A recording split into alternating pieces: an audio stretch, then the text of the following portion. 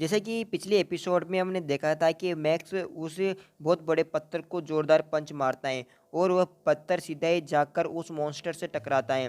जैसे वह पत्थर उस मॉन्स्टर से टकराता है तो वहाँ पर एक बहुत ही जोरदार धमाका होता है और यह सब कुछ एक जो पीछे छुपा हुआ पेड़ के वह रेस्क्यू टीम का बंदा देख रहा होता है। और वो देखता है कि यार ये तो कैंडिडेट नंबर 104 है ना। जो मॉन्स्टर नीचे गिरा था उसे देखते हुए मैक्स बोलता है कि ये तो 6 के झुंड में रहते हैं ना, तो मैंने एक को मार दिया, बाकी सब कहाँ हैं, तो उन्हें चलो खोजते हैं। मैक्स सोचता है कि यार उन्हें एक एक करके मारने में तो बहुत ही ज़्यादा समय लगेगा, तो ऐसा तो मैं कर नहीं सकता। तो मेरे पास तो अब केवल एक ही विकल्प बचा हुआ है, तो मुझे अपनी अपनी शैडो स्पीड को समन करना होगा। जैसे मैक्स अपनी जो पावर थी उसको रिलीज करता है तो वहाँ बहुत ही जोरदार तरीके से ऑरा उत्पन्न होता है और उसकी रोशनी चारों तरफ फैल जाती है। दूसरी तरफ हम उन्हीं मॉन्स्टरों में से मिलते जुलते एक मॉन्स्टर को देखते हैं जिसे अभी मैक्स ने मारा था। उनमें से एक मॉन्स्टर कहता है कि इधर क्या चल रहा है अभी, तो वह एक मॉन्स्टर को पीछे धकेलता हुआ बोलता है कि नहीं, मुझे जाने दो, मैं संभालता हूँ, मैं देखता हूँ आखिर है कौन। तो वह मॉन्स्टर आगे बढ़ने लगता है।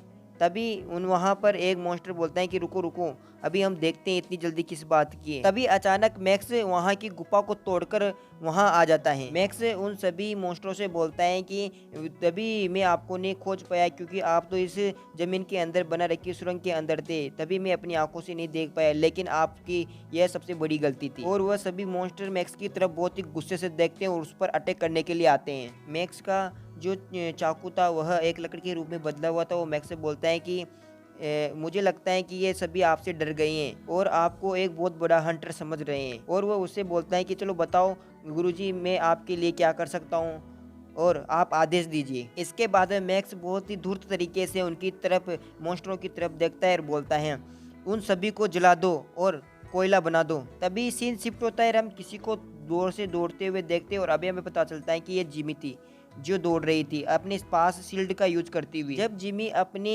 पूरे ओरे को बहुत तेज गति पर बढ़ा देती है तो उसे कुछ महसूस होता है और वो कहता है एक वहां पर है और वह उस दिशा में देखने लगती है। तभी जिमी अपनी फुर्ती को दिखाती हुई जो पेड़ था उसके ऊपर अटैक करती है, जिसे उसे महसूस हो रहा था कि वहाँ पर कोई है, तो अपने पैर से जोरदार लात मारती है जिसके कारण उसके पीछे छिपा हुआ वो मॉन्स्टर पीछे जाकर गिर जाता है और जिमी उसके सामने आती हुई अपनी तलवार को आगे कर लेती है। जिमी अपने आप से बहुत ही ज़्यादा खुश थी, अगर मैं इसी स्पीड से काम करती रही तो मैं पहले स्टेज को बहुत ही आसानी से और 1 घंटे के अंदर ही पूरा कर लूँगी। जब जिमी ये सब कुछ सोच ही रही थी तो वह मॉन्स्टर वहाँ से भागने की कोशिश करता है और जिमी उस जो मॉन्स्टर था उसके ऊपर हमला करने के लिए अपनी फुल फुर्ती के साथ आती है, लेकिन वह उसे मार पाती उससे पहले ही कोई बंदा आकर या कोई चीज़ फ्लैश होती है और उसकी गर्दन को उड़ा देती है। यह देखकर जिमी को विश्वास नहीं हो पाता है कि क्या हुआ था और जिमी उसी दिशा में देखती है जहां पर वह फ्लैश निकला था। जैसे ही जिमी की नज़र वहां पर जाती है तो वहां पर रॉकी खड़ा हुआ था और वो बहुत ही धूर्त तरीके से हंस रहा था और जो वह एलियन था बहुत ही जोरदार तरीके से जमीन पर गिर जाता है। रॉकी को वहां देखते ही जिमी जोर से चिल्लाती है रोके। अभी रॉकी अपनी जीभ निकालता हुआ अपने होठों पर चाटता हुआ बोलता है 5। रॉकी को देखती हुई जिमी उसे बोलती है किसी दूसरे के शिकार को चुराने की हिम्मत कैसी हुई, ये अच्छी बातें नहीं है, ऐसा केवल होगमा क्लैन वाले ही करते हैं जैसे कि तुम हो। जिमी की बात को सुनकर रॉकी जिमी से बोलता है कि अभी हम कंपटीशन के अंदर है और किसी की चीज़ यहाँ कंफर्म नहीं कि उसकी रहेगी, और ऐसा बोलता हुआ खिकी के करके हंसने लगता है। तभी जिमी कहते हैं कि आप तो इस तरीके की बात कर रहे हो जैसे कि आपने कोई बहुत बड़ा काम किया है, और जिमी मैक्स से बोलते हैं इसका मतलब ये हुआ ना कि मतलबी होना केवल आपकी परंपरा ही लगती है। इसका मतलब तो ये हुआ कि तुम्हारे क्लैन के अंदर केवल यानी कि जो तुम्हारा कबीला था उसके अंदर बेवकूफ़ों को ही बड़ा किया जाता है और उनको ही पैदा किया जाता है। हा हा हा हा, इस तरीके से हंसता हुआ बोलता है। फिर दोनों ही अपने एक दूसरे को घूरने लगते हैं। मैक्स उसे गुस्से में देखता हुआ सोचता है क्या मैं इसे मार दूं? अगर मैं इसे मार देता हूं तो शायद कुछ गलत हो जाएगा, और वह सोचता है कि चलो ऐसा करते हैं कि पहले दूसरे स्टेज पर पहुंच जाते हैं और उसके बाद में इसे देख लेंगे वहां पर। जब रॉकी उसे घूर रहा था तो जिमी वहां से मुड़कर जाने लगती है। तभी वह पीछे मुड़ती है, बोलती है और अपने मिडिल फिंगर दिखाने लगती है। यह देखकर रॉकी को बहुत ही तेज गुस्सा आता है और उसे कहता है मैं तुम्हें मार दूंगा, और वह जिमी के ऊपर अटैक करने के लिए जाता है। जब वह जिमी के ऊपर अटैक करता है तो पास ही बहुत तेज धमाका होता है। यह धमाका इतना तेज हुआ था कि जिमी और दोनों ही रुक गए थे। रॉकी रॉकी बोलता है वहां पर हो क्या रहा है, और रॉकी और जिमी दोनों एक साथ उस दिशा की तरफ देखने लगते हैं। जहाँ पर बहुत ही बड़ा ब्लास्ट हुआ था और वो चारों तरफ आग ही आग लगी हुई थी। अब हमें कुछ समय पहले का सीन दिखाया जाता है जहाँ पर मैक्स के पास जो छुपा हुआ हथियार था जिसने वह लकड़ी बनी हुई थी उसे वह उन सभी मॉन्स्टर के ऊपर आग से अटैक कर देता है। जब वह आग से उन मॉन्स्टरों के ऊपर अटैक करता है तो उनसे बोलता है इन्हें जला दो, इन्हें जला दो, और मैक्स की हेल फायर एक्टिव हो जाती है और हेल फायर के साथ उन सभी को आग से जलाने की प्रोसेस चालू हो जाती है। जैसे ही वह उस स्किल का यूज करता है तो वहाँ पर आसपास की सभी जो मॉन्स्टर थे उनके ऊपर अटैक हो जाता है। उस आग के कारण वहाँ पर जितने भी मॉन्स्टर थे वो सभी के सभी जलने लगते हैं और वह वहाँ से भाग भी नहीं सकते। तो वहाँ पर बहुत ही बड़ा धमाका होता है और उस धमाके की वजह से कंट्रोल रूम के अंदर हम 3 बंदों को देखते हैं जो बहुत ही ध्यान से स्क्रीन को देख रहे थे। जो धमाका हुआ था उसे बहुत ही ध्यान से देखते हुए कंट्रोल रूम के सभी लोग चुप हो जाते हैं। जो टेस्ट नंबर 104 वाला था उसने अपने सभी शर्तों को पूरा कर लिया है और वह सेकेंड स्टेप में जाने के लिए बिल्कुल तैयार है, तो उन्हें वहां पर जाने के लिए तैयार किया जाए। कंट्रोल रूम के अंदर बैठे हुए लोग बातें करते हैं कि अभी टेस्ट स्टार्ट हुए ज़्यादा वक्त हुआ भी नहीं है, लेकिन उसने पहले ही उन सभी शर्तों को पूरा कर लिए हैं और उसकी रिक्वायरमेंट चालू है। तो कृपया हमें देखें कि उसकी जानकारी देखें कि वह किस प्रकार का बंदा है। तभी हम टाइगर को देखते हैं जो अपने मुंह पे हाथ लगाता हुआ सोचता है कि मैंने सोचा था कि वह बहुत ही ज़्यादा स्ट्रांग है, लेकिन मैंने उसकी हद को नहीं सोचा था कि उसकी हद इतनी है और उससे भी ज़्यादा वो करेगा।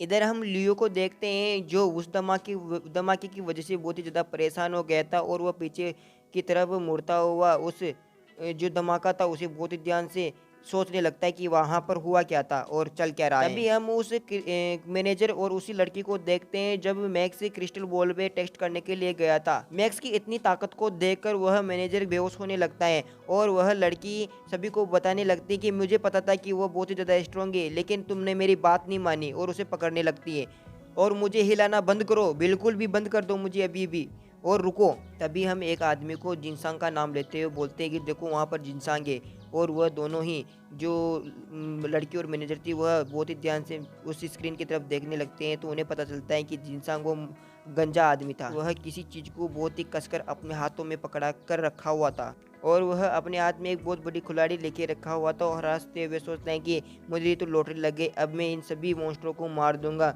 और उन सभी मॉन्स्टरों को वह जल्दी जल्दी से अटैक करता हुआ मार देता है और सोचता है। तभी जिनसांग बोलता है मुझे पता था कि संख्या नंबर 104 का जो पीछा करना बहुत ही अच्छी बात है, और वह सफल रहा, और इस तरीके से उसने पूरे 11 मॉन्स्टरों को मार दिया था पीछा करते करते। उसे इस तरीके से देखता हुआ उन तीनों के तोते उड़ने लगते हैं और वो बोलते हैं यह तो एक तरीके का धोखा देना होता है। यहाँ पर ये स्टोरी बोरी होने के कारण मैं इसे थोड़ा सा स्किप कर देता हूँ और आगे बताता हूँ। जिस आदमी ने उस दूसरे बंदे रोते हुए को ऊपर हाथ रखा उसका नाम कौशिक है, तो वह सोचता है मैक्स को देखते हुए यार मुझे तो एक खजाना सा मिल गया है, मैं इसे अपनी टीम में शामिल कर लेता हूँ और यह मेरे लिए बहुत ही ज़्यादा अच्छा होगा, एक रत्न मिल गया। इस तरीके से वो सोचता है मैक्स को देखते हुए। तभी कंट्रोल रूम की जो स्क्रीन थी वो मॉनिटर वह ब्लर करने लगता है और सभी लोग बातें करते हैं यार ये स्क्रीन ब्लर कैसे हो रही है, यहाँ पर हो क्या रहा है। तभी सीन शिफ्ट होता है, हम 2 बंदों को देखते हैं जिनकी तरफ कुछ लाल कलर की चीज उड़ती हुई आती है और उनमें से एक बंदा उसे पकड़ लेता है। रेड कलर का डिवाइस फेंकने वाला और कोई नहीं बल्कि वो लियो ही था और वह उससे बोलता है कंट्रोल रूम में अभी सभी हड़कंपे होंगे